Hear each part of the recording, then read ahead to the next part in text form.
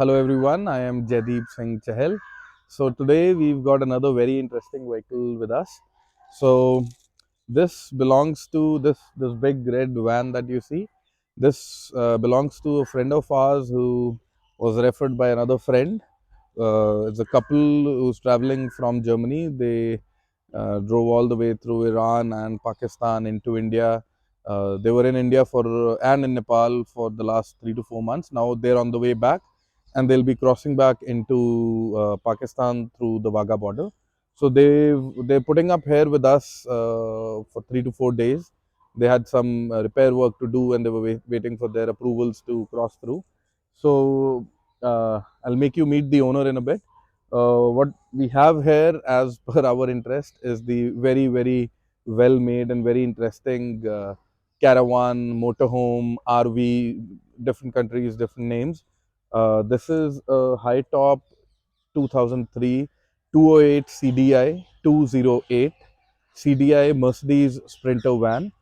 This is probably the most common and the most successful commercial van platform that Mercedes has made. This is, I believe, the second generation of the van. These are still sold to date. You get 4x4 variants as well. You get two-wheel drives as well. This one in particular is a 2.1 2100cc, very torquey but not a very big engine, 2100cc diesel four-cylinder engine. And this particular model is a 2003, and this is a two-wheel drive variant, but they've lifted the suspension a little. It's running a very good Koni suspension setup, and that is for clearance and comfort and taking the additional load. We'll do a quick run through the van. um, the front is your access to the engine. It's a very classy looking design, and it doesn't really make you feel like it's the size of a bus. It's very convenient.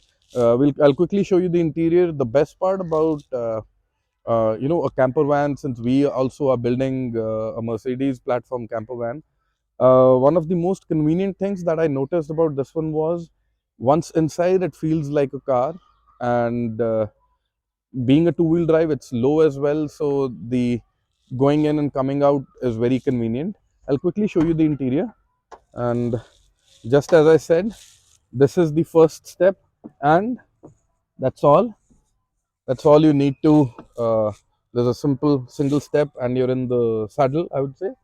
And the front, if you can bring the camera this side, uh, the driver and passenger area is connected to the rear as well, and there's a lot of space. This is a high roof model, and this is a 5-speed manual variant. So these are supposed to have engines that last you a lifetime, and not really supposed to be very fast. The average highway cruising speed for a good camper van, I would say the golden speed is around 80 to 85 kilometers an hour, and this can do that for like the entire day.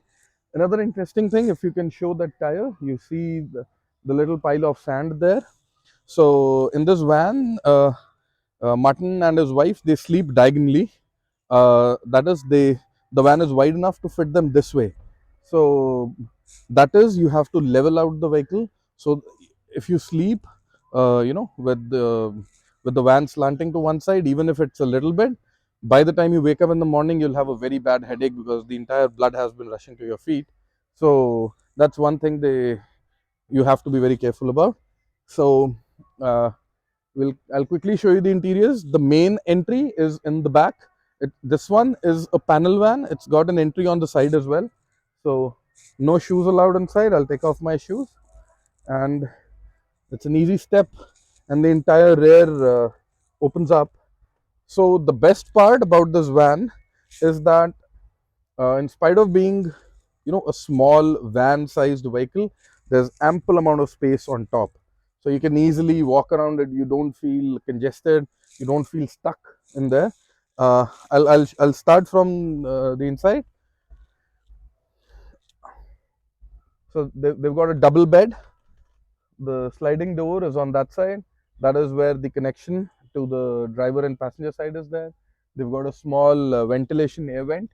So ventilation in a vehicle like this, when you're traveling for a long time, is very important uh, to keep the insides fresh and to have. There's nothing like natural sunlight, so that is very very important. So simple. And the best part is my friend Martin, he's done it himself. They didn't buy the van like this. This van earlier was used by a company that worked for supplying heating and solar stuff to houses in Germany. So they bought a used van, empty van on the inside, and they did the entire thing themselves, him and his wife. So everything that you see inside is fabricated at home. So there's a thick layer of insulation up there. All the panels, they have a lot of insulation behind, and we've got a small seat, and this is the kitchen area. There's a small sink, and there's a lot of storage. They're using everything possible to store their stuff, and all the locks, all the rails are they've got a small lock at the end so that it doesn't pop out when the vehicle is running, and enough space for 3 people to sit. You can always use the bed to sit, and these are their storage closets. There's a small Dometic cooking range. They've got 2 hobs. The cylinder goes there in that one. So they're using a German cylinder with a converter, and it's pretty easy to fill LPG. They've been taking LPG from the gas stations and using a converter, they've been filling it up, and it's been perfectly fine. They've been on the road for almost 4 to 6 months, I believe. I think if Martin is around, let's call him and we'll have a quick word. We can stand inside as well if he's around. I think he's there. It'll be good. We'll get to know a little bit about his story and where they started from and how long it took him to make the van. Hi, Martin. Hi. Say hi for the camera. Hi there. Hello. So I was just briefing everyone about how you've done up the van yourself. You bought it as an empty van, and then you've prepared the entire thing. And how long did it take you to get the van all set up according to your requirement and doing up the interiors? How long did it take? So we were working only like after work and on weekends, or I would take a week off and then work on it. I would not do something for a couple of weeks, so it was more than a year actually. More than a year. But all the fabrication that we see is all mainly done by you, right? Everything. Everything is done I by only you. had help with the electricity because electricity I don't get it, Right. and installing the diesel heater. The diesel heater. The Okay. rest we did all ourselves. Yeah. Okay. And how much drinking water are you carrying with you? So drinking water, we do 10 liters, Mm-hmm. and then we have another 10 liters for just washing up the dishes, cooking, Okay. and for that we have another 20-liter refill. Understood. if So we you're carrying fill up 10 and 20. So that's 30 liters of water and 10 is drinking. Yeah, exactly. Yeah. Okay. And Okay. then we also have like an outdoor shower which we fill up, which is another like 12 liters. Yes. So we could So that's a very interesting concept. Even I saw it yesterday. So they've got a black colored bag. They fill with, how much does it take? Like 15 liters of water? Yeah, I think so. Yeah. They fill it with 10-15 liters of water. Once they're parked, they'll leave it on the top outside the vehicle. Throughout the day, with the heat of the sun, that black bag gets heated up. By the time it gets dark and they have to shower, they've got water warm enough to shower. So that's making the right use of renewable energy sources, I would say. It's very very convenient. And that your cylinder is there. We've already pointed out. Exactly, because I mean, we're from Germany, which is full of regulations. So if you want to officially change the registration from an empty van to a mobile home, there's a couple of things you have to apply with, and that is especially also with the gas. So there's exact measurements how big the thing has to be. It has to be airtight. There has to be a hole in the floor of the van so that the gas can leak out. Okay. Which has to be. Why don't you take the mic? It'll be. You want me to put it on? Yeah, you can just clip it on. Okay, so we would normally not do it like this, but that's how the German regulation wants it. So that's why the gas bottle is in there. So is in a box this like this. is this your first big trip on the van, or you? What year did you get the van set up, and how Yeah. long have you been using it? So yeah, after we set it up, we wanted to do this long trip, and we set off in Germany. But by the time it was after COVID, or just with COVID, so we knew most countries are still closed, but we still set off. But we didn't even reach Turkey before the winter set in. We had no heating, and that's where we decided to turn back. Okay. And then the following year in 2021, we started again. Okay. Yeah. And this very trip you started last year in September from Germany. So July 2021 we started, and from Germany went slowly. Oh, actually, we went pretty quick to Turkey, and then after to Georgia and Armenia, and then in October we got into an accident in Armenia. Okay. Oh yes, I saw the photos of that. Yes, Yes. which had the result that the car wasn't able to drive anymore, and that was the lowest point in our trip, pretty much. Also from the psychology, but then it took more 2 months, police, insurance, everything. Um, and then so we left the van there in December 21. Okay. Decided to fly home, and then we started again driving in April 22. Okay. And since April 22, we're on the road. You've been on the road. Yeah. And you entered India last year in September. Then. Exactly. Yes, okay. That's what I confused Good. it for. So Yeah. last September you entered India. Yeah. If I'm not wrong, you entered through Pakistan. Yes. And you went through Amritsar then, and Yeah. from here to Ladakh. Yeah. So this van has been through Zanskar. Yes. It's a two-wheel drive van, mind Yeah. it, and managed it in October, I believe. Yes. Yeah. In October with snow at the passes. That's Yeah. We hit the first snow there. Yeah. yeah. So that's some driving skill right there. And after that, Martin and his wife, they went to Nepal. Yeah. They were in Nepal for about 2-3 months. Then they came down to Agra and Rajasthan. Now they're on their way back. Yeah. So I think they'll be once we're done with the formalities, the paperwork, the entry and all, and then I believe they'll be moving on. So what material is that on the flooring? There's some insulation under that as well. Yeah. So the whole van is wrapped on the inside with an insulation. Okay. We call it in Germany Armaflex. Okay. It's like a foam, but it's like a closed cell foam. It's really spongy, and the backside is covered with, so it's self-adhesive. Okay. So you just peel it off and you put it on, and it will never get off again. It sticks on your skin. Okay. So that's most places it's 19 mil. Okay. If I would do another van, I would put more. And it compresses under this thing. Yeah. So once so all of this is screwed in through that into the metal of the van. Yeah. Okay.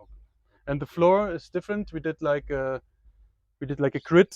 Okay. We glued like a grid of wooden planks onto the floor, and so that we can screw the wood into that. Perfect. But between this wooden grid is this foam. So that means there's no thermal bridging on the flooring. Exactly. Well. Wonderful. Yeah. Just say hi. Sabina's here. So, but this material, we call it OSB. Okay. I'm not sure what it stands for, but it's like a chipboard. It's glued together. Okay. Later, I found out it's actually not recommended for camper vans because it gases out. Okay. But how thick is the flooring layer? It's not even a centimeter. Okay. So like half an inch. Yeah, yeah. But it's really cheap, and I like the looks of it because it looks like wooden floor, yes. like forest floor. Yeah. It's like eco-friendly flooring, and he's over 6 feet tall, and there's still good ample amount of clearance on the rooftop. So most people would actually cover this with wooden boards. Yeah. But I need this size to stand up, so we're looking for solutions. And this is actually, you can buy them for less than €1. It's like beach mats. Yes, it's just a simple weave. Yeah. And your insulation is backed underneath. Yeah, so and we did spray glue, stick it on. You know, there's some places where it comes off now because we went through quite a few temperature differences. Of course, up to 50 degrees in Iran. Yeah, Nepal was quite cold, so. But still, it's holding on pretty well. It's we're still happy. The purpose as long as. So in camper vans, what makes more sense is as long as it is solving your purpose, I think, because you're the only occupant. Yeah. Nobody else is supposed to see it. Yeah. So other than us who've intruded. So so I believe that's about it. But I think it's if you go on a long trip, it's nice to feel at home. Yes. So we did this fabric on the ceiling here. Yes. to kind of have the difference to the bed. So But that's after what. such a long time, we're so keen to change it, we cannot see it anymore. Yeah, but It feels that's the home. thing. Fabric is always good. That's what we were planning. Instead of Yeah, fancy roller shutters on my camper, we'll go for simple fabric right. curtains. It makes you feel more at home. Absolutely. Yeah. Perfect, perfect. And this is one tried and tested platform.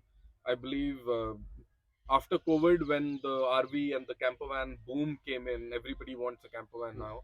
Yeah. The Mercedes Sprinter is the most sought after van platform that is Yeah. there, and it is pretty obvious. There's tons of space and perfect for two people to travel Yeah. and live on. And they are for different budgets. So this is the older age, Yes. and there's like 3 more generations coming after that. Yes. So even the But newer still ones very are. reliable, and you've never had any engine trouble, right? We had one electronic problem, although this car has barely any Yeah, electronics. barely any. But it's one of these travel stories, if I may tell, Uh-huh. which just happens on the road. So I had electronic problems. I have no idea of electronics. Met another German traveler with a Land Rover. Okay. Asked him if he knows about cars. He said, yeah, he can check. Later, turned out he used to be an electronic engineer for Mercedes. Oh wow. So he measured it through.